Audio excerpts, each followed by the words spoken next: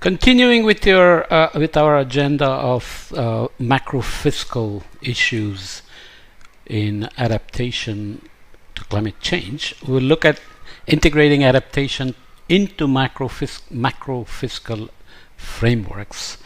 If you are not an economist, then you don't obviously know all the details of what we mean by macro fiscal frameworks.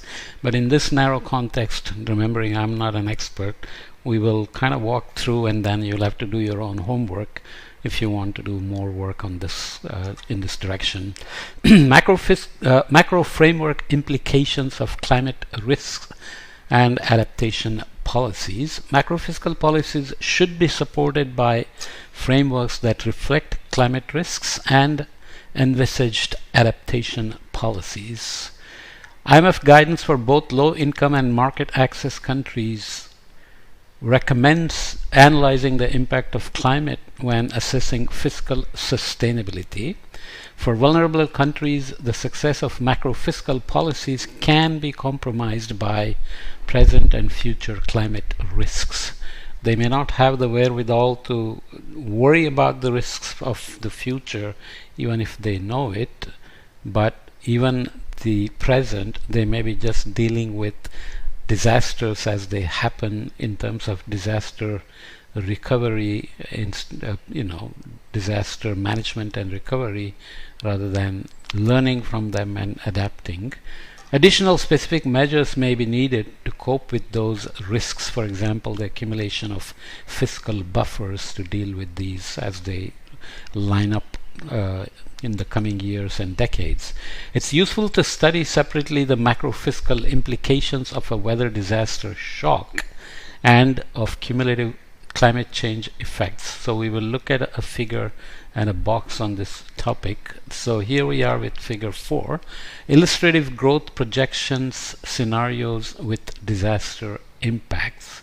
Okay, so historic GDP growth outcomes here, near-term projections, which pretty much everybody does, medium to long-term projections. These are schematics, so don't take it seriously in terms of the sizes and the shapes. But impact of past disasters may have been very large with a quick recovery, or a small one again with a quick recovery, which gives you a sense of how the country has done, which may affect the perception of current risks, especially future risks, if you feel too invincible. Near-term projections with baselines excluding shocks may look like the GDP growth outcome will continue.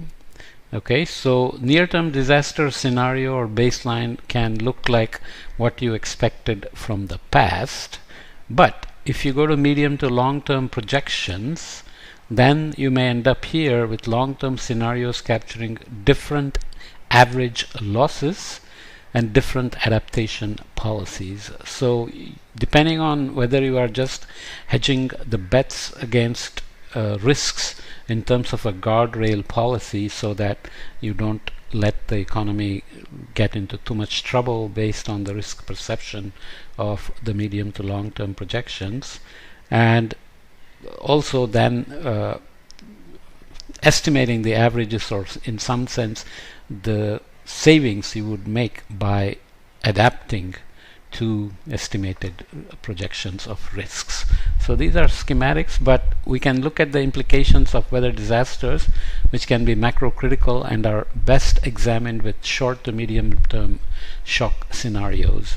Relevant scenarios would examine the economy's response to a temporary weather disaster of some relevant scale, either based on the average size or size over 10 to 20 years, or based on tail events with recurring frequencies of 50 to 100 years. So you may have historical data about average size of disasters for a particular region. Could be a small country or could be a small region of a bigger country with different profiles of average disaster sizes for different regions. Like India has, peninsular India, Himalayan mountains, western regions with deserts, eastern regions with their own forests and other geopolitical perturbations, which can affect the fiscal buffers you have to deal with climate-related risks. And each region will have, return periods of 50 to 100 years. So relatively low probability but high impact events. Once in a 100-year rain event can do fairly serious damage. And the other thing to remember is that climate change may change the frequencies of these return periods. So once in a 50-year event may start to become once in 20 years or more frequent, which could be bad news. Okay. So in this, natural disasters reduce GDP through multiple channels. We know that. For example, the destruction of power infrastructure will make it difficult to operate plants. Damages to transportation networks prevent labor and intermediary inputs getting to where they are needed. And hampered communication infrastructure aggravates the misallocation of inputs. Decreasing returns to scale also imply congestion effects when surviving infrastructure is overwhelmed. So that the productivity is further reduced.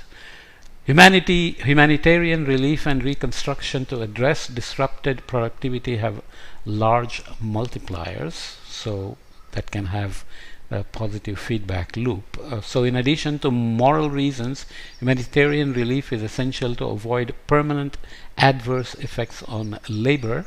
Fast reconstruction is justified by high returns exceeding pre-disaster levels. Restored assets have positive externalities as they allow other assets to return to normal operations and help ease congestion effects. Okay. Next up, natural disasters tend to worsen the fiscal balance ex post in several ways. Okay, I want to read all these details. So the drop in GDP reduces government revenues, while grants from the international community may provide some relief. It never will be full recovery of the losses or the perturbations that have happened.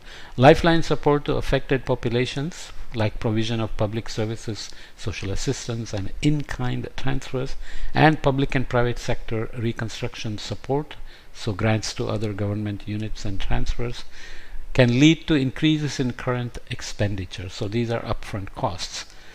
Okay, the reconstruction of damaged public assets raises capital expenditure, whereas disruptions may slow the execution of other public investment projects. So natural disasters have distributional effects that are, percolating through the system and having external impacts on unintended sectors. Okay. Assessing disaster risks to the baseline should inform the adequate size of fiscal buffers and spending on risk reduction infrastructure. Okay. For most countries until 2030, weather disasters are not expected to be significantly different from those already experienced, but a careful re-evaluation of existing risks can be beneficial. So this is about building things to just take care of adaptation to present risks and not consternate too much on what is on the horizon at 2030, assuming that we have already experienced and experiencing the extreme events and others related to climate change that will continue for the next. We are already in middle of 23, so we have barely 6.5 years left, so things may not ramp up too rapidly to create further changes in climate change impacts. So that can help make allocations, decide investment needs and adaptation needs, and deal with the present risks. For most countries until 2030, weather disasters are not expected to be significantly different from those already experienced, but a careful re-evaluation of existing risks can be beneficial. So data is needed to compute present risks. It's not trivial to assume what the risk levels are right now without having quantitative estimates on various sectors. Can be sectoral, like agriculture, water, energy, transportation, health, or it can be in terms of cascades. If water gets perturbed, what happens to agriculture or energy, and so on. Okay. At longer horizons, climate change is projected to create new challenges, some of which will not be caused by weather disasters. What does it mean? Permanently higher average temperatures and different rainfall patterns will lead to slow moving but pervasive changes in productivity. For example, new tourism and agricultural conditions, similarly in sea level rise.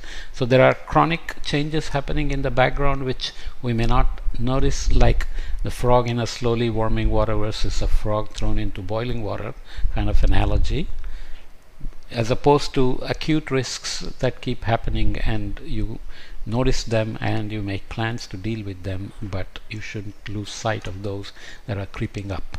Climate change could create large risks that would affect long-term debt sustainability. Seems obvious, yet these need plans, especially in terms of local scale risks that add up to national scale long-term debt sustainability issues.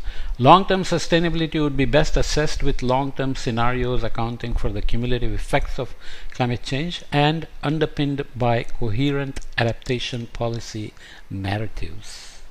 So macroeconomics can use sensitivity analysis and explore the implications of alternative macrofiscal and climate projections in stress scenarios using relevant studies from the literature. These are also tricky because uncertainties are not easy to quantify, and often they are not even quantified, or there is not even an attempt to quantify. So how to deal with this, considering there are many decisions that can be irreversible or even maladaptations? This needs a lot of care in terms of long-term sustainability with long-term scenarios. Okay. Climate change and adaptation policies will impact inequality. Within countries, climate effects tend to have disproportionate effect on the poor. There is also some evidence that adaptation investment can reduce inequality, as done with debt, investment, growth, and natural disaster management in India. This works very well, but more work is needed to better understand the distributional impact of adaptation. Okay, so we'll come back and look at some tools like the use of general equilibrium model of adaptation to analyze growth debt trade-off. Okay, so we are making things a bit more complicated. We are talking about investments in projects that would be needed for growth anyways, and then adding adaptation to that to include future risks. And now we are talking about analyzing growth debt trade-offs using certain economic models. Okay, these are necessary for the issues we are dealing with in terms of mainstreaming adaptation into macrofiscal issues, macrofiscal frameworks, and also understanding the economic principles that we talked about and the issues that come up with integrating adaptation into macrofiscal policies. Okay, we'll come back and continue in the next podcast.